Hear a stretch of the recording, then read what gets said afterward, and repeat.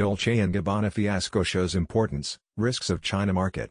Beijing, don't mess with China and its growing cadre of powerful luxury consumers.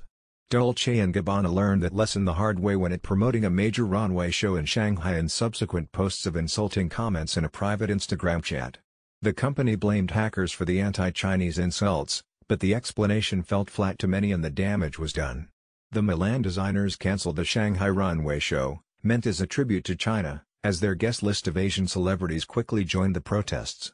Then, as retailers pulled their merchandise from shelves and powerful e-commerce sites deleted their wares, co-founders Domenico Dolce and Stefano Gabbana went on camera, dwarfed against the larger backdrop of an ornate red wall covering, to apologize to the Chinese people. "We will never forget this experience, and it will definitely never happen again," a solemn-looking Gabbana said in a video statement posted Friday on social media. The apology video, and the sharp public backlash that demanded it, shows the importance of the Chinese market and the risks of operating in it. More broadly, it highlights the huge and still growing influence of China, a country that cannot be ignored as it expands economically, militarily and diplomatically. These trends are intertwined in frequent outbursts of nationalist sentiment among consumers who feel slighted by foreign brands or their governments. It's not the first time a company has apologized, and it surely won't be the last. Mercedes-Benz did so in February for featuring a quote by the Dalai Lama on its Instagram account. For Dolce & Gabbana, it could be mark the end of its growth in China, a crucial market for global luxury brands that it has cultivated since opening its first store in 2005 and where it now has 44 boutiques. "I think it is going to be impossible over the next couple of years for them to work in China," said Kerry Cooper, a professor of organizational psychology and health at Manchester University in England. "When you break this kind of cultural codes, then you are in trouble. The brand is now damaged in China, and I think it will be damaged in China until there is lost memory about it." London-based brand finance consultancy estimates that the scandal could wipe up to 20% off the Dolce & Gabbana brand's value of $937 million, which already places it out of the top 50 global apparel brands. They are 36th among all Italian brands, extending to sectors like automotive. That could shake Dolce & Gabbana's financial health. The privately held company does not release its individual sales figures. But Chinese consumers are responsible for a third of all luxury spending around the globe, according to a recent study by Bain Consultancy.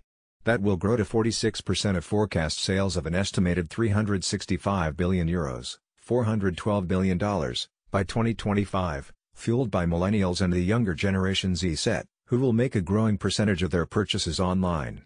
Without China, the hinterland for growth, D&G will obviously be in a weak competitive position and in danger of being eliminated, the Chinese business magazine New Fortune said in a social media post Sunday. This is one of the major reasons why D&G finally lowered its head. They really cannot survive without the Chinese market. While Dolce & Gabbana has displayed a knack for social media engagement, inviting millennial influencers with millions of collective followers to sit in their front rows or walk in their shows, that engagement has been a double-edged sword. Pop idol Carrie Wang, who has drawn hundreds of screaming Chinese fans to the designer's Milan showroom for season runway shows, was one of the first to disavow the brand, saying he was ending his role as Asia-Pacific brand ambassador. Dolce found himself on the defensive several years ago after Elton John lashed out for comments that suggested he did not support gay couples using surrogate mothers to have children. At the time, more than 67,000 tweets urged #boycott Dolce Gabbana, while Courtney Love vowed to burn her Dolce & Gabbana garb and Martina Navratilova pledged to trash her D&G shirts. Gabbana, who has 1.6 million Instagram followers, faced a more contained backlash earlier this year when he responded to a collage of Selena Gomez photos on Instagram with the comment, "She's really ugly." Celebrities took to social media Wednesday to blast Dolce & Gabbana and said they would boycott the show, which was cancelled. By Thursday, the company's goods had disappeared from major e-commerce websites. The prevailing sentiment was captured by an airport duty-free shop that posted a photo of its shelves emptied of D&G products. "We have to show our stance. We are proud to be Chinese." The rapid escalation into a public relations disaster was fueled by social media. Individuals posted videos of themselves cutting up or burning their Dolce & Gabbana clothes, or picking them up with chopsticks and putting them in the trash. A parody of the offending Dolce & Gabbana videos, which featured a Chinese woman using chopsticks to eat pizza and an oversized cannoli, shows a white man trying to eat Chinese food with a fork and knife. At least 3 rap bands took up the cause with new songs. "Companies that don't respect us don't deserve our respect," Wang Zishin, Team leader of CD Rev, a nationalist rap band, said by phone from Chengdu, the capital of Sichuan province. Its new song had been viewed more than 850,000 times on Weibo. "We hope people will remember companies that have ever insulted China, and not forget about them when the fallout passes," Wang said. That sense of pride reflects a nationalism that has been encouraged by the government, often in disputes China has with other countries over other foreign products. Sales by Japanese automakers plunged in 2012 amid tensions between islands both countries claim in the East China Sea. The clash also illustrated the complexity of Chinese sentiment. Industry analysts said buyers didn't want to be seen in Japanese auto showrooms but went ahead with planned purchases once tensions had passed. More recently, several foreign companies ran afoul of Beijing's insistence that they explicitly refer to Taiwan, a self-governing territory, as part of China. Many complied, showing how important the Chinese market has become. Delta, American and other airlines agreed to refer to Taiwan as part of China, and Zara now says Taiwan, China on its website after regulators criticized the fashion brand for calling Taiwan a country. Marriott announced it respects and supports China's sovereignty after it was ordered to shut its China website for a week. Actor Richard Gere, a supporter of the Dalai Lama, has told The Hollywood Reporter that movie studios balk at hiring him for fear of an official or public backlash that might affect ticket sales in China.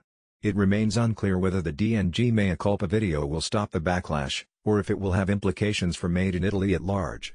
The scandal erupted as Italy's high-end furniture and design companies were making an annual presentation in Shanghai, and as Miu Miu, the Prada Group's little sister line, showed its cruise line in Shanghai.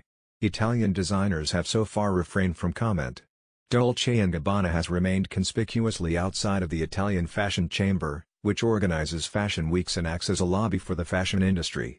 Brand Finance's luxury expert, Alex Haig, said the scale of the Chinese reaction risked contagion in other markets, but that the brand could get ahead of the scandal if it makes sincere change. "They have made a big storm for themselves," he said. "They need to wait a few months, and potentially do something like Volkswagen, when it had the emission scandal and repositioned itself as a more environmentally friendly electric vehicle-first brand. Sometimes these issues can be a focal point for change." Italian commentators mused whether the Dolce & Gabbana protests were truly spontaneous or if there was some level of government control behind them. The government has publicly said the spat had no diplomatic element and would not comment. Anywhere in the world, an entrepreneur can make a mistake, use inappropriate language. Usually it is the consumers and the market to decide the seriousness of the offense, the Milan Daily Corriere della Sera wrote in a commentary. Only in China is one forced to produce a humiliating video with public self-criticism, like in the time of Mao's revolution. Now China feels powerful and is applying re-education on a global scale.